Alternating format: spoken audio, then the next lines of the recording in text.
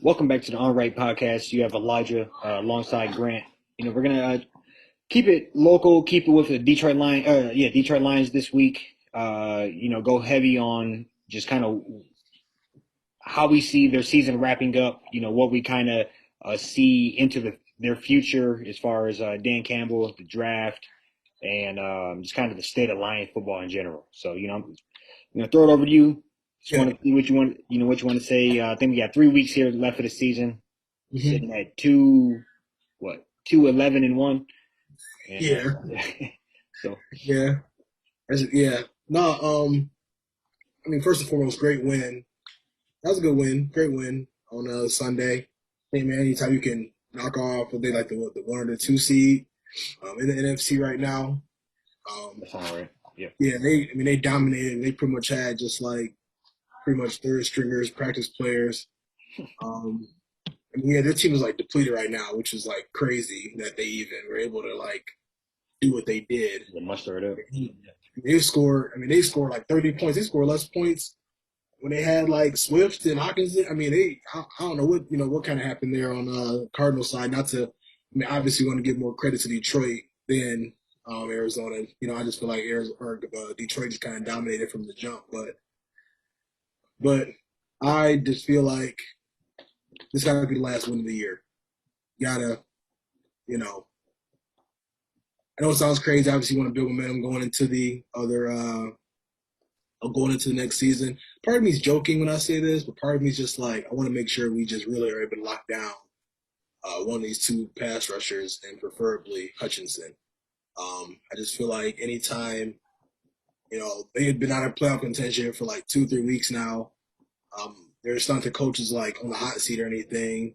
I don't know. Obviously, when it comes down to the end of it, or when it comes down to it, it's a competitive game, guys. They're not practicing to just go out there and not win. I get all that.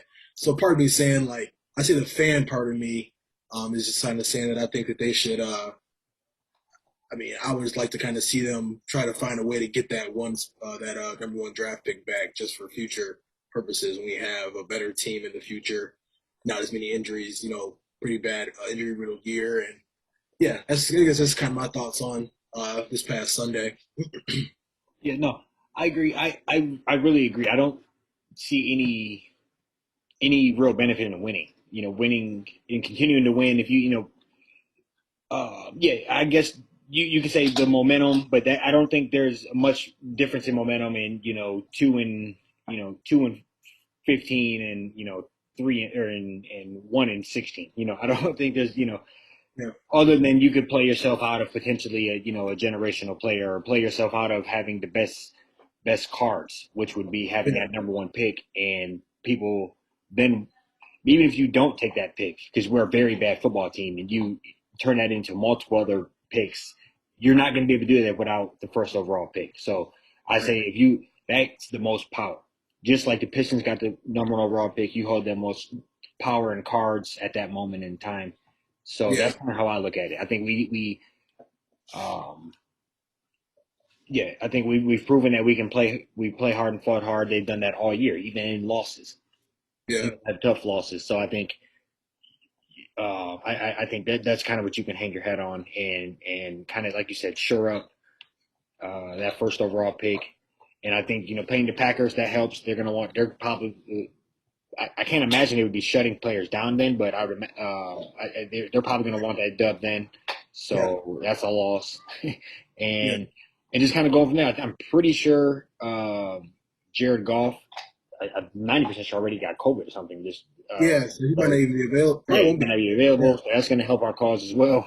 So yeah, I just think things like that. Maybe and it does suck. Because we are both competitive people, but I think at the end of the day, it is a business decision as well, and you have to right. be strategic in what you're doing, and Yeah, that's the most lying thing in the world is to be the worst team in football and play yourself out of the first pick, and yeah, and I could easily see it happening, but. I hope we get to Hutchinson. I think there's a major drop off between Hutchinson and Thibodeau, and I don't think we should come within 50 feet of any of the quarterbacks with any of those two first picks, to be yeah, completely honest, on my end. So, yeah. Yeah, no, I mean, and I think we both understand too. This might not be a very popular take, but I just think like you look at. I think it just comes down. They can't even make the playoffs, and I think that's the only reason we should be like selling out is if you're still in playoff contention. But like other than that, I mean, it sounds kind of crazy that I'm like asking them to lose in a sense, but that's just really what the reality is of it is. I mean, you look at that defense, and I mean, they've been playing pretty well coming along, the last few weeks. And the only thing I think they could, work on, obviously, got a lot of injuries. We understand that, but like their pass rush is still, I think that's something they going to end up having to address in the draft. And you got, two guys potentially that you can look at, to fill that need or fill that void. And you also have other teams too. I mean, they're,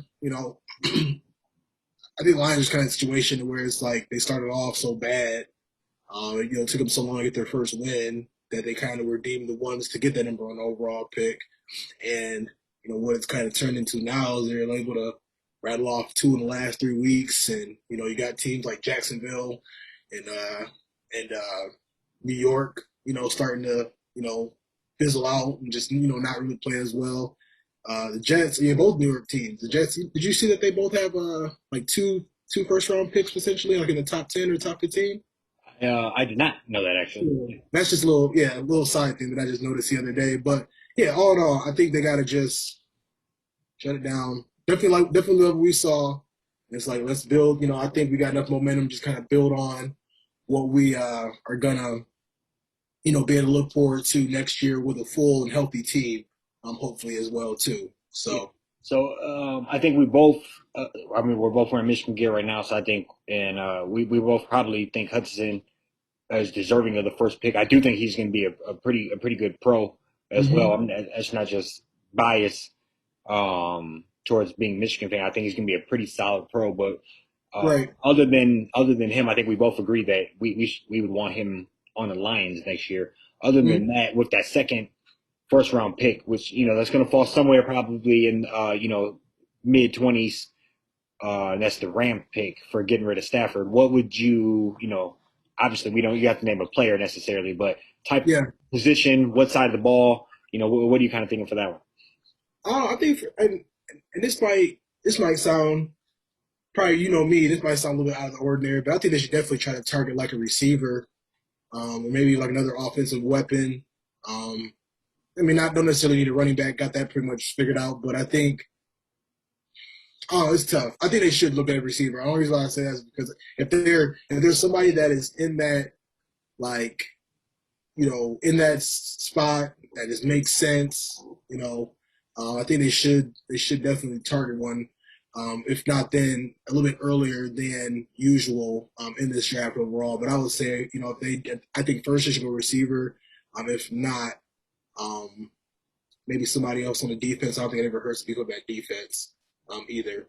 So I guess that's kind of like my take on it. What do you think? And no, I definitely wouldn't have guessed that you said receiver. I think, and I think that is a need, but I also think you can more than likely find a very serviceable receiver. If you do your homework in that second round, especially if I would imagine we're gonna go, we have the first pick, the Rams pick, and then we would go our pick again, top of the second round.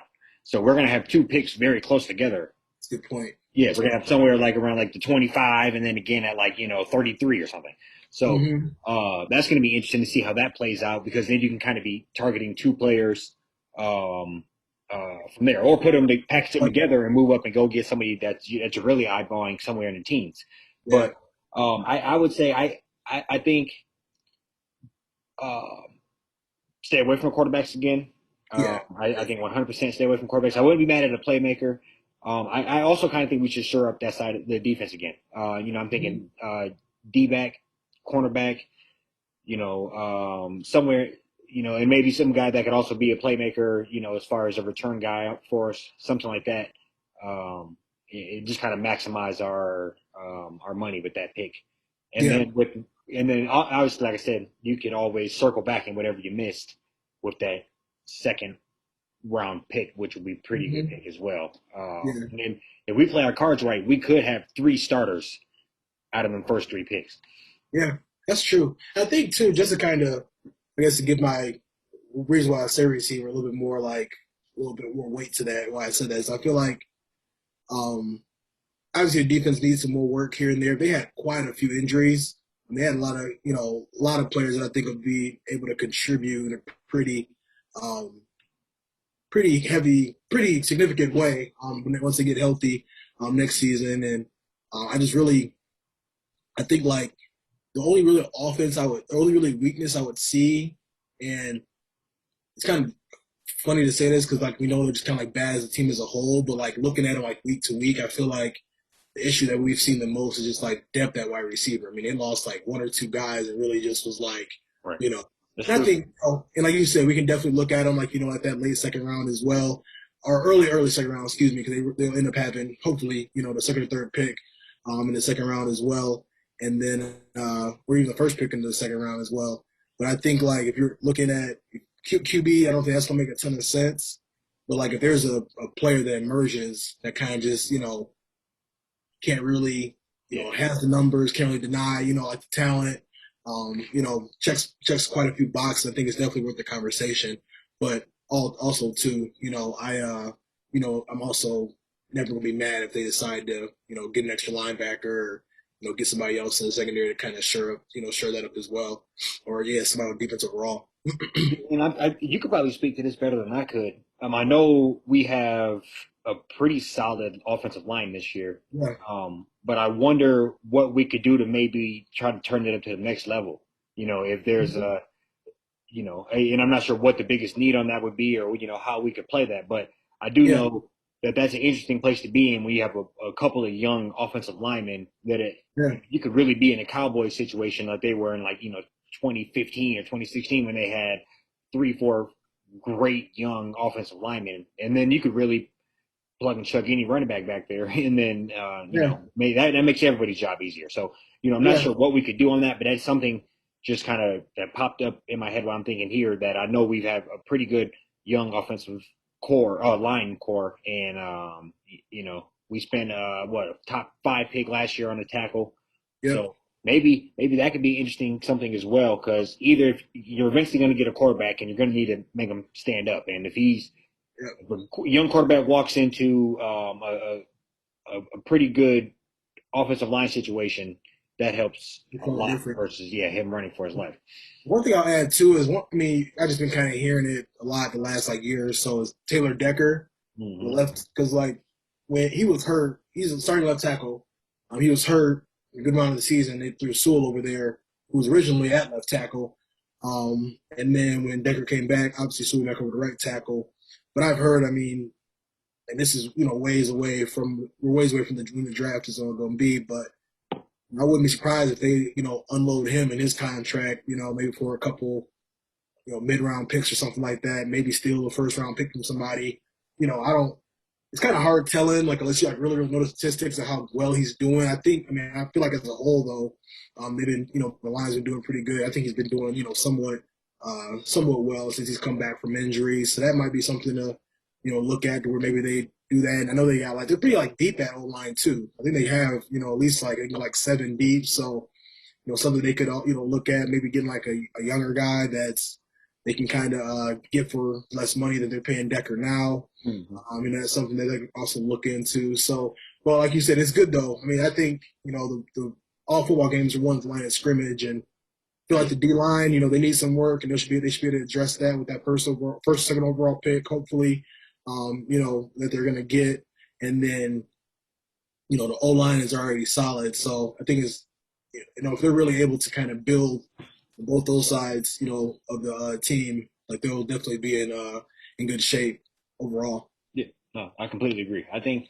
we're a few pieces away from being, a fairly formidable team. I don't know if you have to. I personally don't think we have the right coach. I I know that you we've proved Jared Goff has proven that if you put a solid team around him, that he could be a good enough game manager to get you to the playoffs. So I Yeah. think I think that he's probably not the option long term either. But I think either way, you're going to need to shore up that D line and O line, and that's just. I mean, I think we've brought that up probably 30 times on here, but Hmm. I think that's just the truth. So you can't, hopefully we'll speak it to existence. But Yeah. It's and I think you took you took a top five tackle last year. Hopefully, you go get Hutchinson this year. Um, and then that's two young anchors. And if you could circle around and do that again this year or the following, then you really have a couple of real solid young pieces to build around. That's kind Yeah, of my thing. And I think ultimately, I think you said it's right before the camera started rolling that there's an odd love affair with Dan Campbell, and I think I don't understand it either. I think it's kind of I've heard I'm stealing this from my brother, but he kind of called him like the WWE head coach. I think it's just like entertainment value, and so I kind of yeah, yeah, you know yeah, I so I think ultimately I'm looking forward to him leaving sooner rather than later. But that's just that's just me. yeah. No, I don't know, man. It's just interesting. I know we both just kind of like had a lot of opinions around this because I mean, you look at the record that like Jim Caldwell had in 4 years he was there. Like they ultimately said, like that wasn't good enough, But I've never like this is like I've never seen a fan base so optimistic over like a 2-11-1 whatever record is team. Yep. And I don't know. I understand that it's like his first year. I'm trying to like have patience around that, but I just really understand. Like I don't know. I'm torn between like trying to give the staff some time, try to give him some more time, but I just never was really with all the rah rah that he kind of like started off with. Me, I get it. It's cool. He played for the Lions back in the day and stuff, and he kind of treats Detroit like home and stuff like that. That's all that stuff is cool, but I don't know if he's gonna be the answer long term. I think we had the answer. I agree. I think we had the solution. Um, for sure. A few years back before we just kind of fell into that trap of taking somebody from Belichick's coaching tree, and I guess we didn't see enough of his other coaches fail miserably before we thought we needed to take our chances at it. But yeah, I mean, I guess we'll see with Dan Campbell. I do like the staff. I think he has a decent coaching staff. He's got some former head coaches on there. But Yeah. you know, So when is like when I feel like when will this kind of fizzle out? When will it get old? You know what I mean? Like we're 2-11-1, and people are like, yeah, like I love like the biting kneecaps and drinking coffee, and it's like when will that just like how bad does it need to get? It's already bad. How bad does it need to get for us like to be tired of that? You know what I'm saying? yeah, I agree. I agree. And I guess just to bring up the Jim Caldwell situation, I think his worst season as a head coach was 7-9, and I would be willing to bet that Dan Campbell would never have a 7-9 season with the Lions, and I think that's a pretty safe bet that if that happens, that'd be a miracle. I don't think even with everything we said if we do everything right this offseason, I don't know if we muster 7 wins this upcoming year. Yeah, And so it's kind of frustrating to see that, and it's frustrating to see that they have such a you know, like a love for him. I'm seeing, I believe it was the owner, like running and jumping on him after they got their first victory, and it's like this is still laughable. We were like midway through November or December when this happened, so it's kind of it's real laughable. So it's frustrating, and I wonder, you know, like you said, when are people going to get frustrated? And I think his type of personality is easy to get over very quickly, yeah, especially if you're not winning. You know, so yeah. Because like yeah, everybody was kind of tired of Patricia just because of how he acted. He just kind of came in there saying like, "Oh, there's stuff here I got to fix," and he traded players away for like washing machines, like next to nothing, and did all this other crazy mess. So it was definitely like, easy to hate him, but like I just feel like Caldwell kind of just came in and handled business. I mean, I feel like he, in a sense, that was a 4 year stretch to where he like made winning like it was like okay, like this is kind of expected. At least that's where that's kind of how I feel. That's what I felt. Those that 4 year stretch, and yeah, two playoffs 2 times out of those 4 years.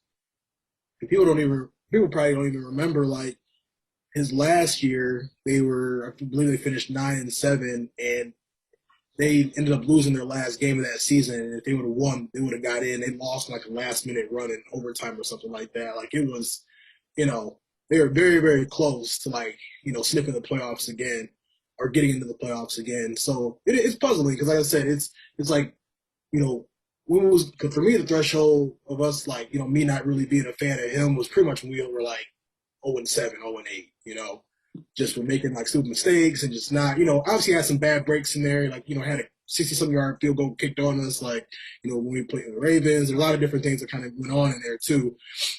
But I mean, I've seen like the bad clock management, the defense was atrocious to start the season. It, what if, if we didn't get these last two wins, would that have been like last straw or like, if we were kind of finally been over them? So it's kind of like, I'm just kind of puzzled by like the excitement over like a very, very bad season that, we got lucky, got a couple wins to make it not look as bad, but it definitely could have been like an 16-1 for sure. Yeah, Like, yeah, no, I agree, and there has been some bad breaks, but also, and I can't remember exactly, but I feel like we did something in that Baltimore game to even kind of give them a shot as well. Like I think, and I can't remember exactly, but I feel like we did some poor mismanagement in that game as well well, to yeah, even. there was something that they were saying the play clock ran out. It should have been delayed game, but they didn't call it delayed game, and ended up it was like Mm, 3rd and 30 or 3rd and 20 or something like that, and Lamar completed like a okay. 20-some yard pass to get him in field goal range. I mean, like field goal range for Justin Tucker, I should say, obviously, but yeah, I mean, there was, I think they tried to call like two back-to-back timeouts against the Bears on Thanksgiving, and ended up ultimately setting them up for position for them to not get the ball back around the clock and just, kick, the Bears kicked the field goal to win the game. I mean, there's definitely been a lot of um, errors here and there Yeah, like that I think, in my opinion, is inexcusable. he did some weird shit with the punt, versus like the Vikings or something. Like Going for it on 4th down deep into his own territory, like, yeah. yeah, that's I a would great say picture. I would say, all of that is coaching blunders that is proven that he can't coach, Yeah, and I would say those type of mistakes only look worse on a good team. yeah, If we were sitting at 7-7, we were sitting at 7 and whatever, the record would be right outside the playoffs, and then he have 2 or 3 coaching mistakes that cost us games. That's the difference between, right now it looks is the difference between, 9-1 or whatever. But then hmm it would be the difference between making the playoffs. So those type of minor mistakes or mistakes that are overlooked now because how bad we are really magnified if we do have a good product on the field. yeah, And so he's just not the guy. He might be a great O line coach or tight end coach, whatever he was before, but I yeah, just don't know if he's head coaching material necessarily. And you would right. know the guy's name, but he was the head coach for he's our assistant coach. He was the head coach for the Chargers. Oh, Uh, Anthony Lynn. yeah, I, Yeah, I could easily see him being appointed once the ship goes down. yeah, yeah. It's possible. Yeah, Because it's I mean, this is just me. I don't know a whole lot about him, but I remember they were on Hard Knocks like 2 or 3 years ago, right. and I just kind of remember he kind of like I just took on a liking to him from Me that. too. Yeah, Yeah. so It'd be interesting to see because, like, when all this excitement and everything. What if we turn around next year, everybody's healthy, and they start off like 2-7, and what? You know what I'm saying? Like, that's where I'm just like that's why I'm like I get the excitement and like all the YouTube videos of him just at the podium crying and everything. Like, okay, but it's like we had somebody there that was just handling business without all the extra drama. You know what I mean? So it's like, I mean, right now it feels like we're in like a documentary or something on like MTV to where it just, like I don't know, it feels almost like Ted Lasso. Like the guy just, he's just doing like a yeah, horrible job. It almost feels like there's like a reward for him to like just be bad. And yeah, like I don't know, it doesn't feel like real yeah, sometimes. yeah. It's like the Lions. We're not gonna let you have a good solid team, but we're gonna give you the most It's entertaining coach and yeah, the dude that literally like he might what they call it macho moonlight, man Randy Savage of coaches.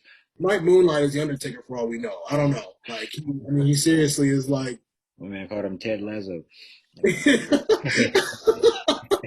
I I've don't never know. even seen that show, but that shit's hilarious, man. Yeah, Yeah, I don't know if you see it, like, it No, make yeah, I but get you. No, it's just funny though. yeah, it's just yeah. Go ahead. Sorry. No, you're good. That's just, but no, I agree, and I just think ultimately, we're the fan base is due much more than this, and they discard good coaches that Super Bowl winning coaches for unproven talent multiple times in a row, and I just kind of, enough is enough, and they're trying to tell us on service, they're trying to sell us this that it's going to work when we had um, and ultimately, they're kind of like what we're saying now. We're in such the depths that at what point, we're in such the depths that I can't imagine us doing that much better anyway. But yeah, if we roll out a 2-7 season next year, is he gone? Or even if we start out, even if we go next year and win 5-6 games, is that good enough? You know, Right. so at Yeah. what What's the threshold like? where's the expectations? Because we were told it's 7-9 is not good enough, Hmm. or 9-7 is not good enough. So, Yeah. if that's the expectations, then he probably should be going next year. Yeah. I agree, though. But We'll see. All in due time. Like I said, and I don't want to take away from what they did on Sunday. That was a dope win. I mean, they literally had practice squad guys out there. They dominated. yeah, they got Uh, overlooked. they did. Yeah, they. If you were to watch watch ESPN and everything, it's all like what the Cardinals did wrong and what the Lions did instead of what the Lions did right. Which, I mean, those types of games, you can definitely look at a lot of what the Cardinals did wrong or what the Lions did right. And they tried to give it away for a second. They had a little turnover in the first. I'm like, okay, here we go. Yeah, But and, they're able and to and not for score. nothing, they were pretty sure they had a touchdown that they didn't count. I like the Lions were kind of getting a little bit of calls that game. Like they had a, Oh, they, if you're talking about with the one on the pylon, yeah. oh, if you kick the pylon, that doesn't count as a touchdown. You got to have both feet in. I don't know. That's See, what I've heard. I That's thought what the I read. pylon was a touchdown. You could dive That's, into the pylon. yeah, that's true. I don't. Yeah. I mean, I we mean, overdo some calls, but I'm just saying. right. Um, No, that's true for sure. Cause I thought the same thing. Like I was sitting there, I'm like, that's kind of interesting that Tom Brady throws that as a touchdown 7 days a week. yeah. But hey, we touchdown or no touchdown, whatever it should have been called, it I wasn't agree. called in their favor. So that was kind of surprising that wasn't called a touchdown. But um, yeah, I mean, I think that's pretty much the Lions season in a nutshell. I just feel like it's the anger. It's just like it's always starts to like fizzle out of the out of the computers when we start to chat about this. Just because I don't know. I mean, we've seen the Lions be somewhat good. I feel like we've probably in our lifetime, I feel like we've been like able to win this most successful like probably one of the most successful stretches. I know back in like the '90s and '80s they won a couple of divisions here and there and stuff, but I think before like '07 or something like that. I couldn't see the last time the Lions were in the playoffs. They made it like what 5 or 6 times in the last 15 years. So Yeah. I we, don't. I think I think we made the playoffs in 2011. If that sounds right. I yep, think that was the first time they made the playoffs since like Barry was there. yep. Barry That Sanders. was because that was when they played the Saints. Yeah, Yep. Yeah. yeah.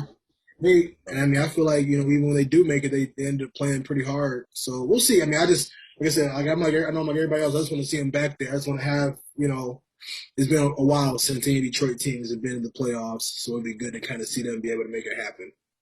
right now, And who's in the so playoffs first? Lions or the Pistons? I had to say, I had to say, oh no, that might be a tie. Next, like 5-7. Oh man, because I feel like in basketball you can kind of just sneak in there, especially if that play-in stick around. They might be able to mess around and sneak in there in a few years. Lions also they're not in a horrible division, and they do be playing hard.